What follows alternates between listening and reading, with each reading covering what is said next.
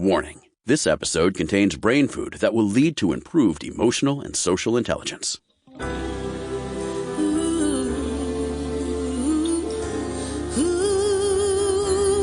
Give us 1 hour and we'll help you change the way you think about happiness. Harvesting Happiness with Lisa Cypers Kamen is fresh, optimistic, and purpose-driven media that promotes well-being from the inside out. Each week, Lisa spotlights diverse trendsetters and change agents who are the greatest contemporary thinkers and doers, devoting their lives to creating a better world in which to live. Your host, Lisa Cypers Kamen, is a widely recognized applied positive psychology expert, author, documentary filmmaker, and lecturer specializing in optimal lifestyle management. Let's get to it. Here's Lisa. Good morning, good afternoon, and good evening, wherever you are. Thanks for joining us on today's show, where you will learn about logging off, life, death, and caretaking our digital footprints. My first guests are Abbey Schneiderman, Adam Seifer, and Newman. They are the co-authors of In Case You Get Hit by a Bus, a plan to organize your life now for when you're not around later. And let me give you a little nano bio of each of our guests. Abbey Schneiderman is co-founder and co-CEO of Everplans. She's an industry leader, an expert in the areas of digital estate planning, technology, and consumerism, and she is a Forbes.com contributor. Adam Seifer is also co-founder and co-CEO of Everplans. He has helped create multiple online communities and networks. He is an inventor of the social networking patent now owned by LinkedIn. Newman serves as Everplans editorial and education director and has spent his career as a writer and content leader. And they are in the house. And I am so glad you are, guys, because I've got a story for you. Yeah, we're so excited to be here. We really want to hear the story. Oh, let me give you the story. Picture this. This is a thought experiment. Dies suddenly without a will, and you don't know what the F to do to help. And that's why you're here. Yeah, it's a story we know. First of all, we're so sorry to hear about your loss and the fact that you were the person who had to be left with the mess of having to deal with all of those logistics. And as we talk about all the time, after having been through a loss and in that fog of, so many emotions, it's not the right time to have to be dealing with all of the logistics, possibly the most complicated logistics of any situation you'll ever have to deal with. So we're so sorry. Oh, thank you. I mean, I'll tell you, it has been an administrative nightmare and a real education of what not to do. So everybody listening, the bottom line is you have to do an estate plan. If you want to be a responsible adult, you got to figure it out. You got to think about this for a minute because it'll make you happy to know that all of your affairs are tidied up, and it will make you appreciate the life that you have. I mean, I just want to add that in there. It's exactly right. And even doing a little bit of thinking ahead and planning ahead can go a long way. It doesn't have to be super complicated. So let's talk about the elements of planning for our demise. And I say that tongue in cheek because it's really also planning for our legacy. It's so true. Yeah. Where would you like us to start? Anywhere you want. You're the experts. I'm just the accidental administrator. We find that a lot of people end up becoming the accidental administrator. And for us, a lot of times, like when we were working on this book and when we work on Everplans, a lot of it is just laying out a simple procedure. So you start getting things organized now and it just becomes a habit. So when an emergency happens, when someone needs to step in, they're not completely overwhelmed. You've already done some of the work and it's already been part of your life. So a lot of times, and I know we could have Adam start with this, is we really focus heavily on passwords because the world has become so digital right now that without those, you're pretty much lost. Oh my gosh. Wait 1 second. I just want to talk about the password nightmare. The one thing she did organize, she left a binder with all of her passwords. That's it. Well, that's pretty good. That was helpful. Yeah, you're better than most people. And, these days, the average internet user has more than 130 different accounts. And, they all require usernames and passwords.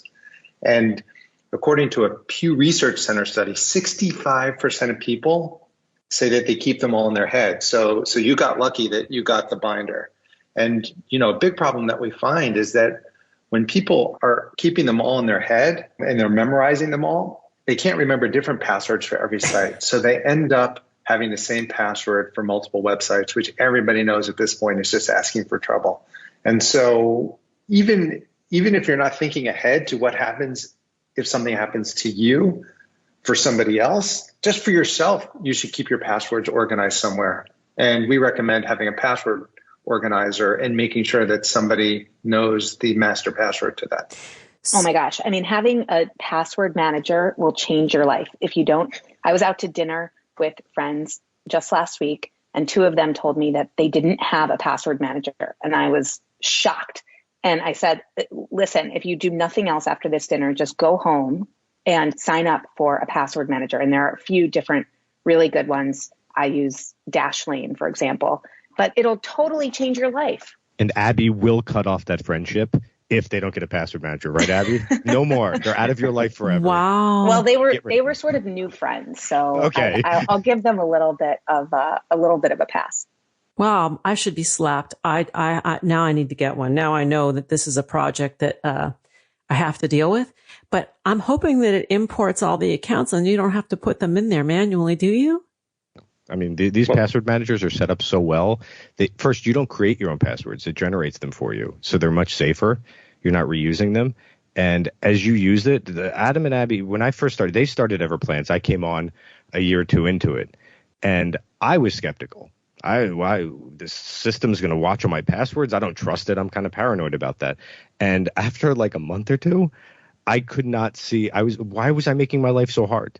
It was so difficult. Now the accounts have gotten so out of control that there's no way a person can manage it without a system. And getting that binder, while it's helpful, if they're out of date, that could be even more frustrating than having no passwords. If you're trying to log in and they're all different passwords, you think you struck gold, and then you realize you're still far away from the finish line. And Lisa, it's not that hard to get started, because if you install a password manager and you just keep doing what you're already doing, which is logging into websites manually, each time you do that, it'll remember what you did. And then the next time you go to that website, it'll just do it for you. Oh, all righty. All right. All right. Number one tip, get a password manager. No matter how old or young you are, get the password manager. I like that. Okay. Next, what other planning activities can we do immediately? I think with our system, we like to say what you have now to start with, because we separate it by 3 levels: what you have, what you want to get, and then how to make your plan personalized. So when you start with what you have, the assets, property, the accounts you have, the contacts you have in your life, it gets a lot easier. And then I think that's the part that people, if they get organized, you're really ahead of the game, and you could really start with a solid foundation. Yeah. And so the book has an approach that, as Jean was saying, takes people through these 3 levels.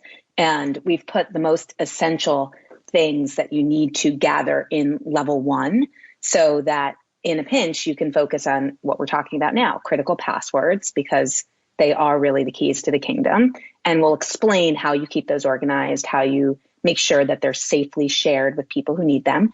And then we walk you through how to gather baseline information about critical financial accounts or insurance policies that you have, so that your family knows where to start, and they don't become one of these billions of dollars in unclaimed policies that exist every year. And then lastly, who are the important contacts in your life? Anything from doctors to lawyers to your employer or neighbors that, would need to be contacted in the event of an emergency. This is great stuff. And it replaces the fireproof box that my grandparents used to keep in their house. I remember as a kid, there was the special box that had everything. And this is the digital version of that. Exactly. Yeah. Go ahead, Adam. And I was just going to say, having it digital is really great, because these days people don't usually live in the same city as the rest of their family. And so if something happens to you, you don't want people to have to fly to where you live to get into that little fireproof box. So true. So true. Can be done without an attorney. How much you actually can do on your own and have dominion over your life and your stuff, or the end of your life very and your easily stuff? And inexpensively. In some cases, it's free. There are a lot of great online services. And then one of the things that we recommend that people do is to think about what's called your advance directive, which you don't need an attorney to do. But an advance directive is usually the combination of a living will, where you outline which types of treatments you do and do not want in the event that you're not able to advocate for yourself. And then you name a healthcare proxy or a healthcare power of attorney, who's the person who can make those decisions and make sure that you get those things that you do and you don't want in the event that it's needed. And you don't need an attorney to create an advance directive. This is what I learned. It's very interesting, and it feels very empowering when you take charge of this stuff. It's not a fun subject matter, but I think once you get in there and you start addressing these things, there is an internal shift, like you're sort of taking care of business, and it feels pretty good. And we hear from people that they feel like a hero, after doing this, and they can sleep better at night. It's peace of mind. Yeah. And we've learned that a lot of times, especially promoting this over the past year, promoting the book, that a lot of people sometimes get hung up on the wrong things.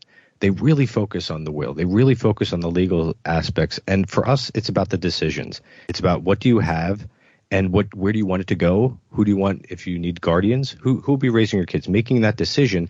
And the legal aspect, the documents, which you could, again, do online or talk with an estate attorney if your situation's a little more complicated. That's like the finishing touch. But making those decisions, that's what takes the time. Making the decisions, as Adam said, with an advance directive, what treatments would or wouldn't you want if there wasn't much hope? Yeah. Who would you want handling your finances if something went wrong or you couldn't do it yourself? Where should your assets end up? Who would administer your estate? Make those decisions, get those in your mind, understand it. Then when you do the documents, you're not going to be as overwhelmed or intimidated as people sometimes feel like they will be. We are going to need to take a break. And when we come back, we're going to continue the conversation about the book and the thought experiment in case you get hit by a bus, a plan to organize your life now for when you're not around later. To learn more about this book and my guests, Abbey Schneiderman, Adam Seifer, and Jean Newman, please visit everplans.com, on Twitter @everplans, and also the same handle on Facebook and Instagram, Everplans. Let's take a pause. We'll be right back, and that is a promise. Before we take that little break, think about this. Did you know that only 9% of plastics actually get recycled? That's super disappointing and very wasteful, given the effort we're all making to save, sort, and recycle product packaging. If you've been wanting to use more sustainably sourced home care and beauty products, then you need Grove Collaborative for earth-friendly cleaning essentials. Grove carries hundreds of products that replace single-use plastics across your home and personal care routine. And by 2025, Grove will be 100% plastic free. Grove Co.'s concentrated cleaners and refillable glass bottles are friendlier to the planet and twice as effective as other leading natural brands. Now's the time to switch to sustainable products for every room in your home, from laundry care to self-care. Grove Co. has got you covered with safe formulas and earth-friendly packaging that will deliver a greener clean without compromising performance. For years, I've been a subscriber to Grove Collaborative for all my eco-friendly household needs. Right now, I'm using Grove Co.'s orange and rosemary scented multi-purpose cleaner concentrate and reusable glass spray bottle to mix up my everyday cleanup solution. Join me and more than 2 million households who trust Grove Collaborative to make their homes happier and healthier. Go to grove.com/happiness today to get a free gift set worth up to $50 with your first order. Plus, shipping is fast and free. Get started right now at grove.com/happiness. grove.com/happiness. Now let's take that break. We'll be right back. To learn more about cultivating sustainable well-being at home and the office, visit harvestinghappiness.com and explore Lisa's experiential on-site brain fitness workshops, corporate programming, and speaking engagement services.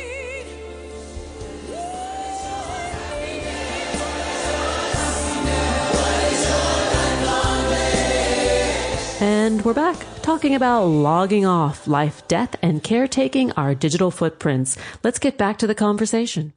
So guys, let's go back to what we were talking about. We were saying about it's really good to organize, decide sort of the roles that you want people to have, how to manage your passwords, how to start thinking about the process of who is going to administrate my life when I no longer am able to do it.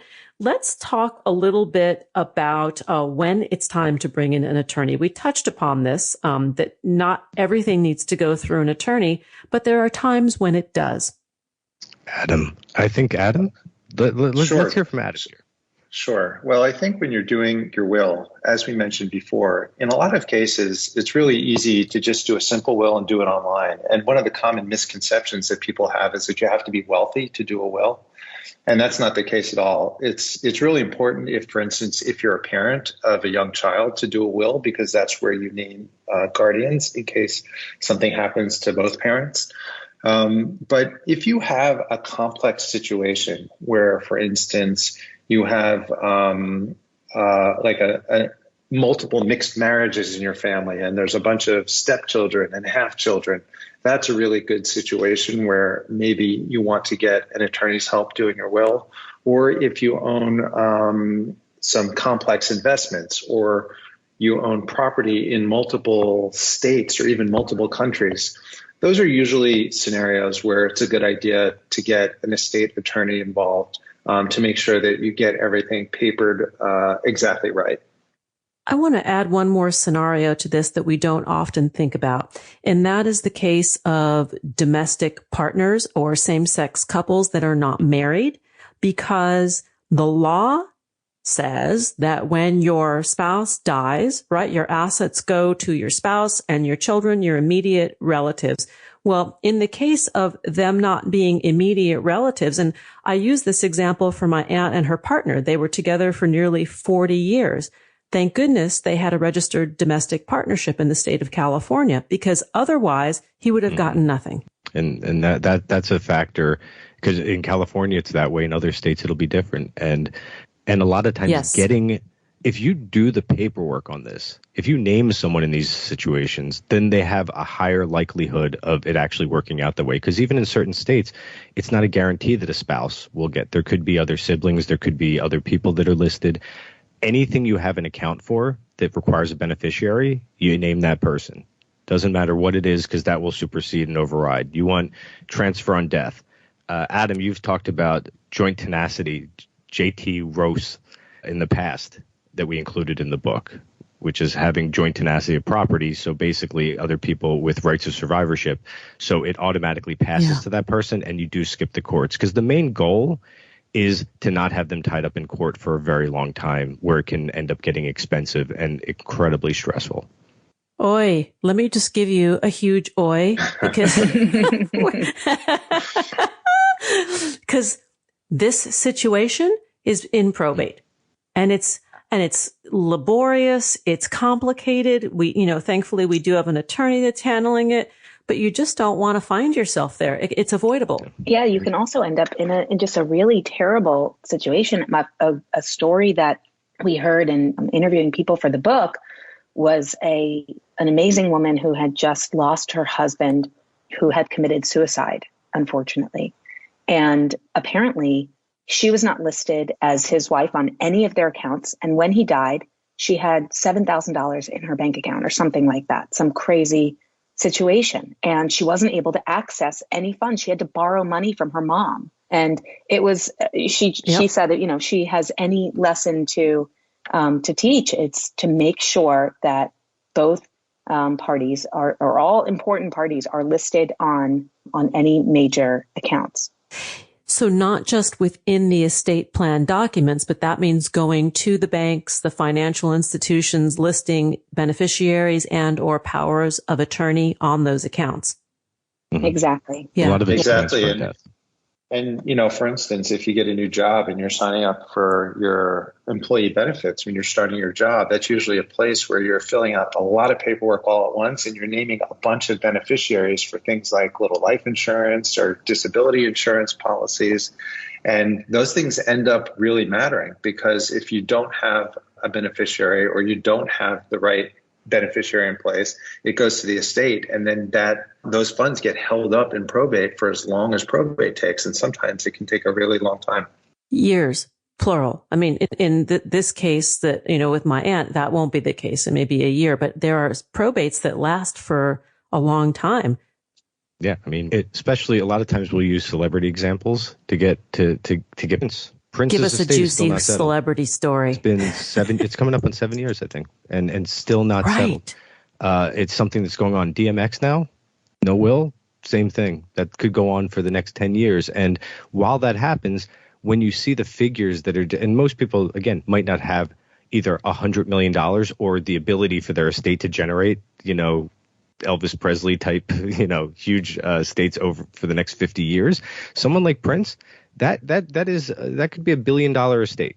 That could over the course of time. And a lot of times people don't realize this because they don't think I'm going to get this together. Something's going to happen. There's superstition. But from a pure business, practical, logistical sense, making some of these little decisions will prevent it because people will come out and families that you think everyone's getting along and perfect, those little rivalries, those little problems that they've had over the years can surface at this time because the grief manifests itself into other things. Could be, feeling slighted, could feel like I deserve more than this person. And they'll take it to court. And usually it's the attorneys that win because the family doesn't. Yeah, it's just really important to start talking about these things, thinking about these things ahead of time, because you just do not want to be dealing with it after the fact. So true. So true. Oh my goodness. All right. Give us maybe a story of a happy ending here.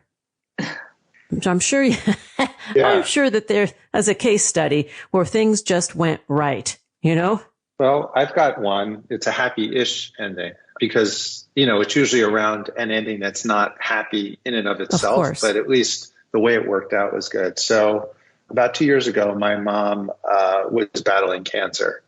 And I took some time and sat down with her and my dad and had a conversation about a bunch of things. And it started with just helping my mom organize her medications.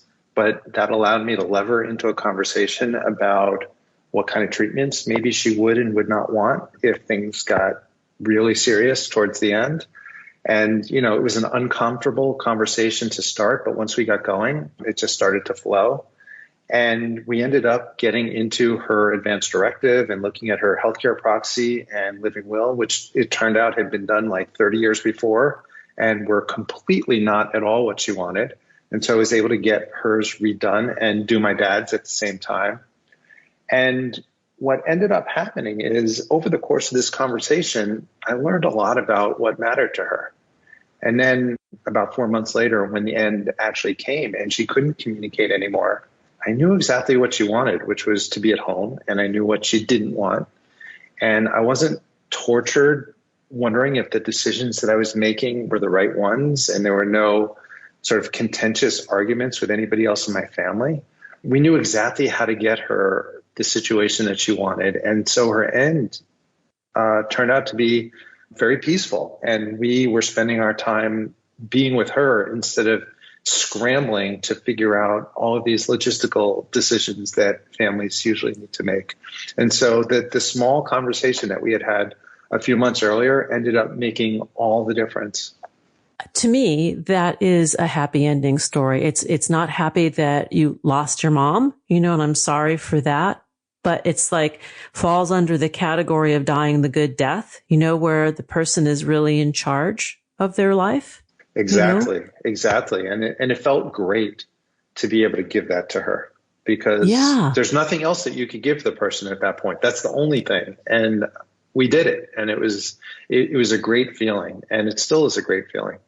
The other thing is you were describing sitting down with your mom and going through, what started as the talk about the medication and then moved deeper into the conversation was the opportunity to have this intimate time with your mom. And I think that it is the side benefit of having these kinds of conversations with our loved ones. Absolutely. And we say, this all the time, but things might seem like sensitive topics, but they can also be viewed as having, practical discussions with your family. And I've mentioned this story before, but at my brother's funeral, my brother died, almost 9 years ago at this point in a car accident. And it was an absolute disaster for us. And at the time, in addition to all the other things that were disasters, we probably paid way too much for his casket because we didn't know any better at the time. And they they bring you into this room and they show you all these different caskets, and you feel badly you feel a little badly going with the cheapest option, which is their plain pine box. And when discussing this with my parents, my mom said, no, she said, if I die, just do not spend too much money on me. I want the plain pine box. But my dad surprised us all by saying that he wanted the most expensive casket that we could find. And honestly, he wanted really the Rolls Royce casket. He did. He said he wanted because he was there in the room and he sees there's this one that's mahogany with velvet line. It was crazy. And it's probably $20,000. But you know what? It was really good to know because we had no idea that he wanted that. And then actually just a few weeks ago, we were at a funeral and this incredible, fancy casket was in front of us. And I said to him, Dad, do you still want that? Is that, what you're still hoping for here? And he said, well, I don't really feel like spending all that money. That seems like a waste of money. I'll just go with the plain pine box. So I said, great. Well, I'm glad we're having these conversations because it could turn into huge fights with somebody else. If I'm in the room and they're like, Dad wanted this. So it's just important to have these conversations. They might seem difficult, but they're just really good to have ahead of time. And also, the personal aspect, because what you hear from both of the stories is that, there's logistics. And we always say your assets, things will end up somewhere at some point. But the stories, how you lived your life, those things, especially as you get older and you wonder, wow, what could I have asked my grandparents that I was too young to know and ask them about that? What would I have liked to know about my parents, that you never can ask when someone's gone? Who was in that photo that's really old, that's barely held together, but you're wondering, was that our great-grandparents? So those are the things that over time, as the estate gets settled, which it will, they all do eventually, but as it gets settled, those are the questions that linger for the next decade, for the rest of your life. So getting that stuff, and that's the softer side that we finish the book with, which is if you start also looking at that and explaining that, then you realize what's that was the reason for living life. Yes. So it's I view it as preparing our legacy, that we do this work to not only allow our wishes to be known, but maybe what we want our lives to be remembered for. Absolutely. And it's not all numbers and financial accounts and assets, even little things. We talk about in the book, recipes that you want to make sure get passed down from generation to generation. And in my family, it's a cookie recipe, a mandel bread recipe. And that, was a recipe that my grandmother had, that now my mother has, that now I have, and I make with my kids. And I want to make sure that my kids have that recipe. So every time I make those cookies, I think of my grandmother. And every time they make these cookies, they're going to be thinking about my mom and, me one day. We are out of time. And I want to remind our guests that, while this might not be a fun subject on the outset, it's something that we all need to do. And don't find yourself in a chaotic situation. There are things that you can do, small steps you can take today to start planning ahead for a long, ripe, juicy, beautiful, fabulous, happy life. But that makes your family members be able to mourn, to focus on their loss rather than focus on administration. I know you guys agree because we wouldn't be here otherwise. We do. And thank you so much for talking about such an important topic. Hugely important subject matter. And remember this, in case you get hit by a bus, plan to organize your life now for when you're not around later. That's a book. That's the subject of our conversation today. My guests have been Abbey Schneiderman, Adam Seifer, and Jean Newman. They are co-founders, co-CEOs, and educational directors over at Everplans. You can check them out at everplans.com, on Twitter at Everplans, and Facebook, as well as Instagram, Everplans. Thanks, guys. Thanks for hanging out with me today. Thank you Lisa. so much. Thank you. We'll quickly pause and be right back. Did you know that happiness is actually good for your health? Happy people live longer, are more productive, and make better partners, parents, and professionals. Connect with us on Facebook at Harvesting Happiness and follow Lisa on Twitter at Lisa Kamen for a daily dose of inspiration.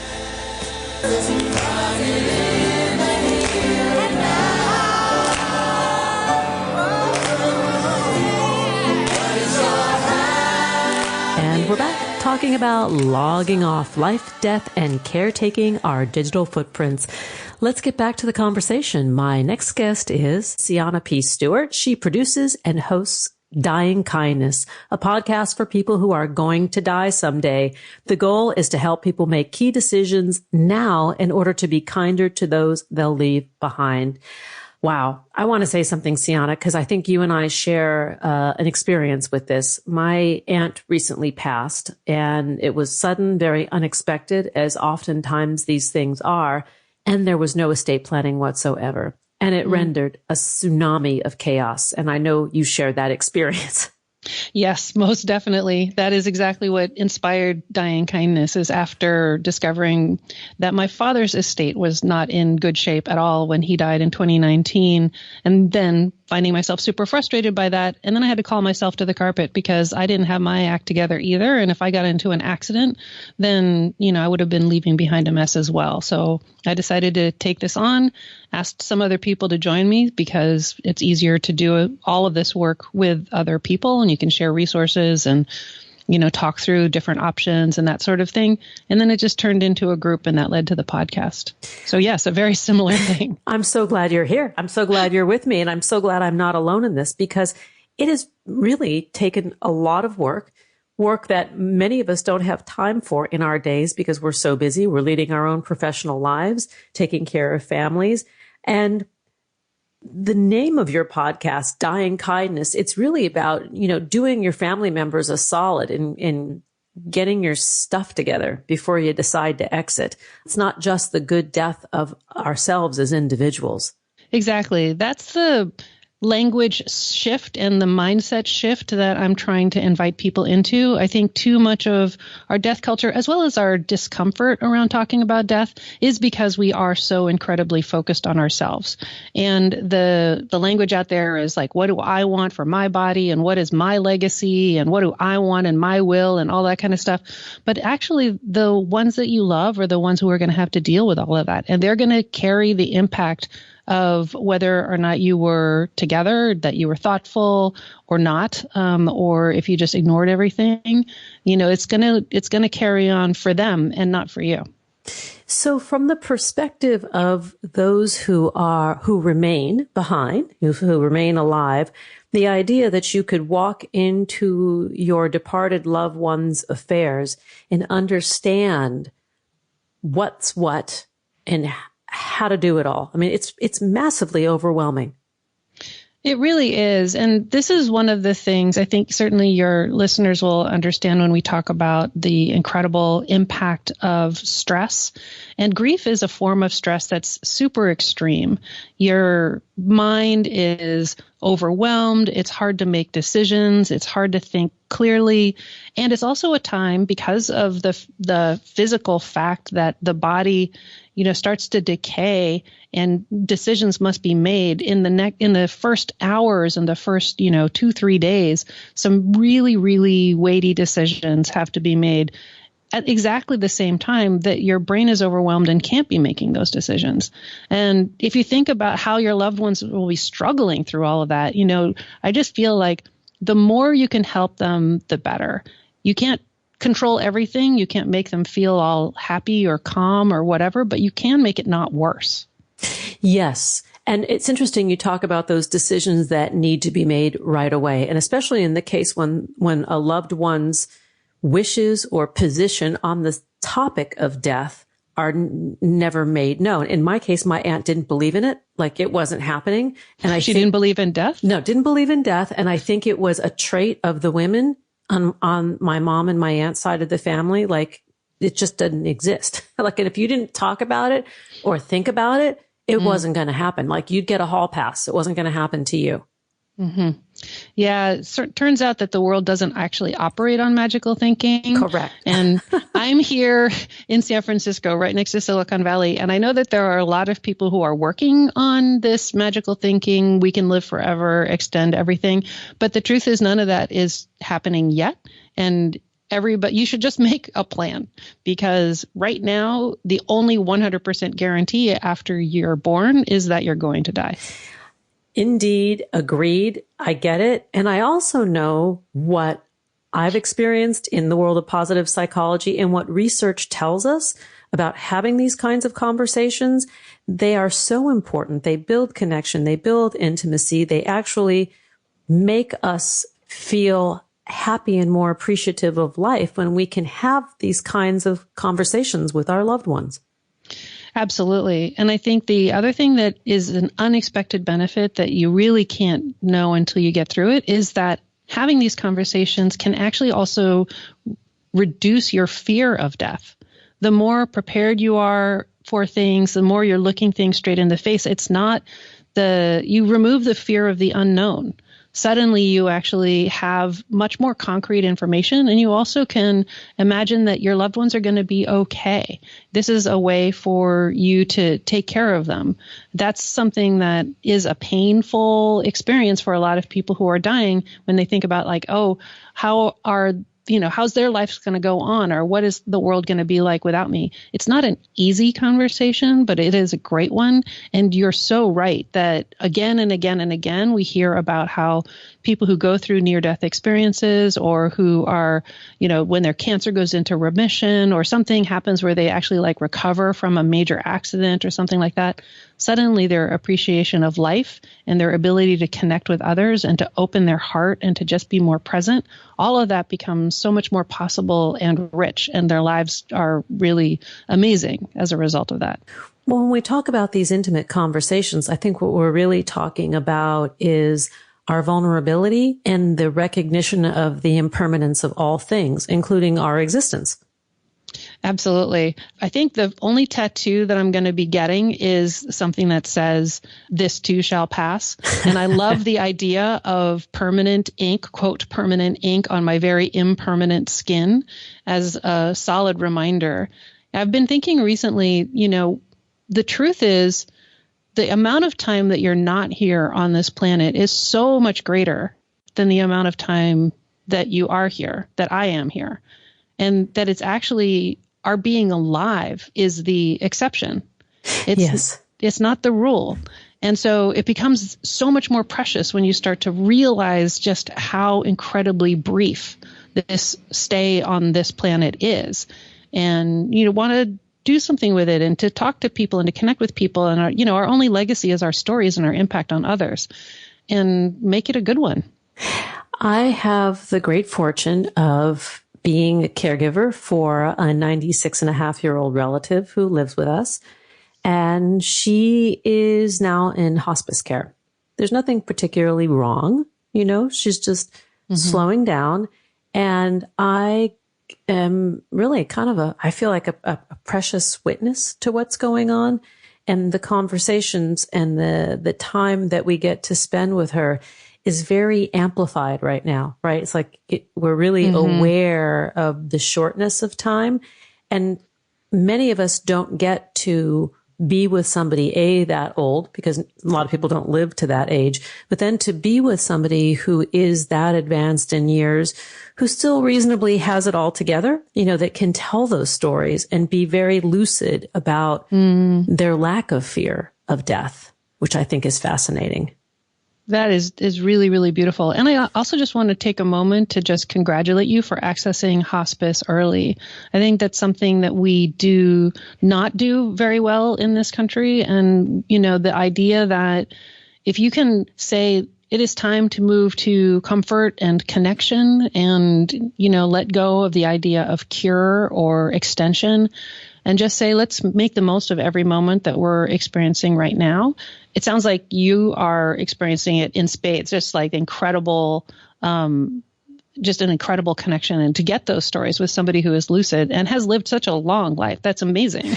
It is really amazing. And I want to just go back to what you said about hospice, because up until this event in our lives, we understood hospice to be the very, very, very, very tail end palliative care that we could provide for our loved ones. And what we've learned is people can go a year or two in this state of just being kept comfortable. That's exactly right. And the thing that is super surprising to many people is that often people actually do better and can live longer once you've accessed hospice care, because they are now relieved of the pain that was overwhelming them. You know, maybe now they have the ability to breathe better because a hospice focused on can we actually get somebody to have better oxygen levels or some more energy, and like their brains can clear. You can have more connection. You know, technically hospice is, you're allowed to access it when your doctor estimates that you've got 6 months or more to live. But many, many systems, you know, it's not like, oh, if you pass the 6 month mark, you get kicked out. No, you don't get booted. You don't get booted. And also the other thing that people don't recognize, it's not a one-way street. You can go into hospice, and then if you get better, then you can get out of hospice, and then you can go back in as you need to. It is something that is there to provide comfort and to ease suffering. And that is not something that we should restrict to just the last couple of days or couple of weeks, which is often when people finally call hospice. And it's kind of heartbreaking to the people who are working in hospice, because they just know that they could have offered more. And not only that, but hospice also helps to take care of the caregivers. They are there to provide additional support, and often will actually continue that support after somebody has died to help you in your grief as well. So I am a huge proponent of hospice and accessing it early. There's no harm in just calling and doing an informational interview and like, is this the right time? When is the right time? That kind of thing. Do it earlier than later. We're going to take a break, and when we come back, we're going to continue the conversation with Cianna P. Stewart. To learn more about the work of Cianna P. Stewart and her podcast, Dying Kindness, please go to dyingkindness.com, on Twitter at Cianna, and on Facebook, Dying Kindness. Here comes the pause. We'll be right back, and that is a promise. Who says money can't buy happiness? Whether you are a skeptic or seeker, check out Lisa's new book. Are we happy yet? 8 Keys to Unlocking a Joyful Life. A boot camp manual for greater emotional fitness is available at Barnes & Noble, Amazon, IndieBound, and HarvestingHappiness.com. Here's a truth bomb. Emotions are contagious, and happiness is a universally desired state. But we tend to forget that we all have the freedom to be happy or the liberty to be miserable each day, regardless of external circumstances. Explore the journey of human happiness, how to find it and keep it, with Lisa's documentary film, H Factor. Where is your heart? Visit harvestinghappiness.com to learn more.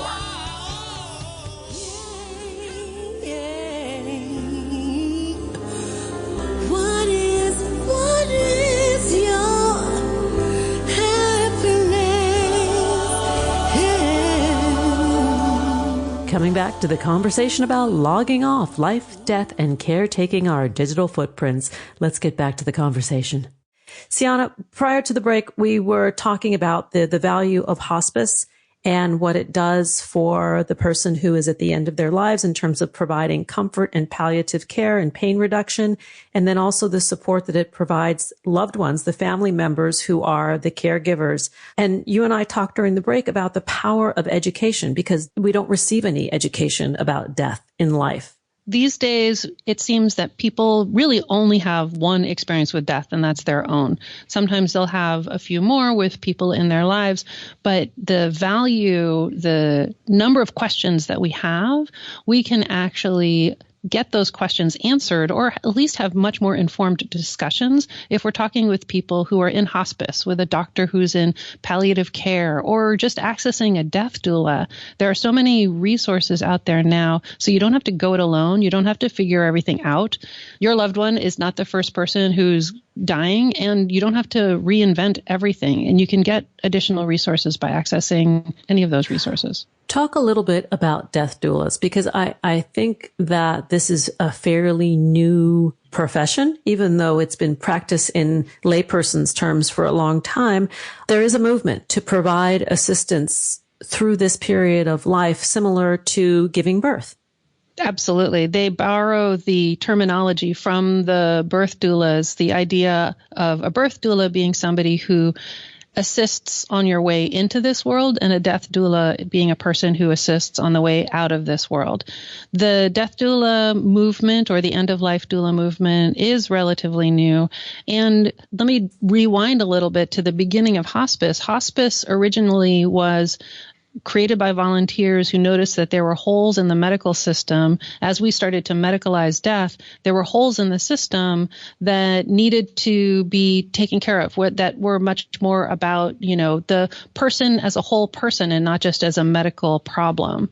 And so that's where hospice emerged. After hospice became more structured and institutionalized, and especially, structured so that it could get reimbursed by things like Medicare and insurance, then there were new holes that have emerged. And so the whole new end-of-life doula movement has come forward to fill those holes. And so some people are volunteers. Some people, they find this much more of a calling than a profession.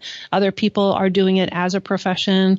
They can help you with everything from, managing your medications or your dog walking to helping you actually fill out your advance directives or your will, making sure that you capture the stories from your life so that they can be shared later.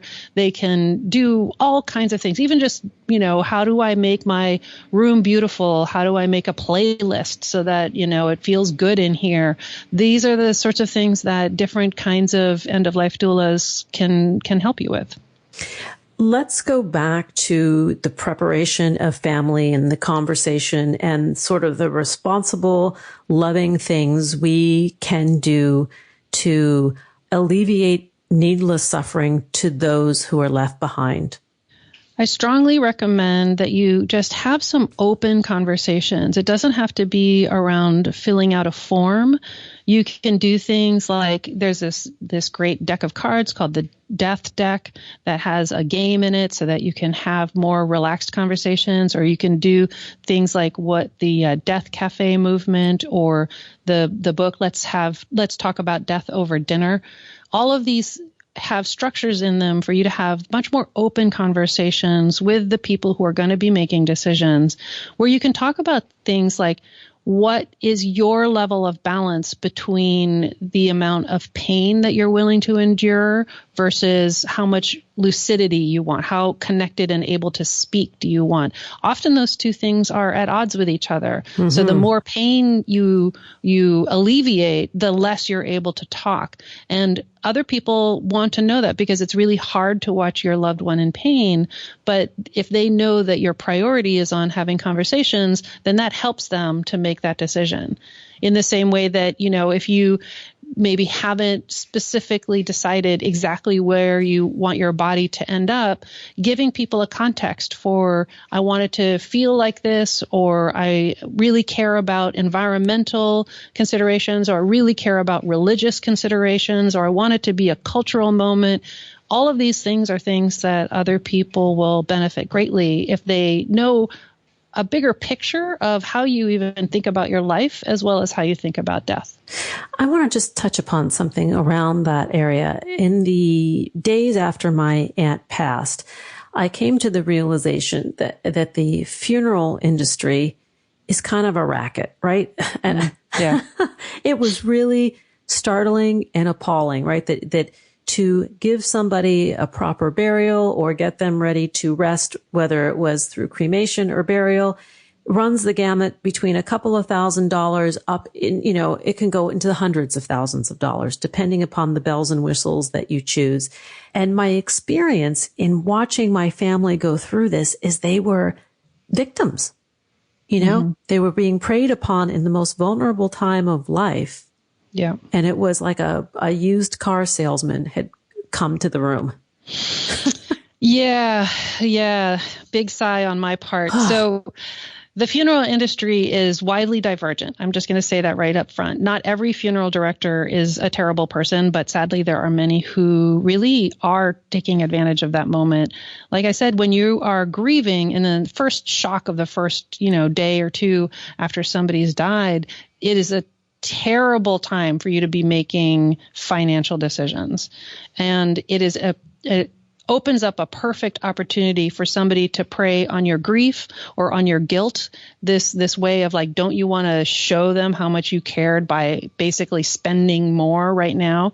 And right now, paying for a funeral and all of the costs of death it's often the third most expensive thing that people will spend on in their entire lives. Yes. The number one being their house or their education, and then it's their death. Tens of thousands of dollars. Tens of thousands of dollars. And then often the process of dying and if it's very extended or if it's extremely medicalized, it can also be incredibly expensive.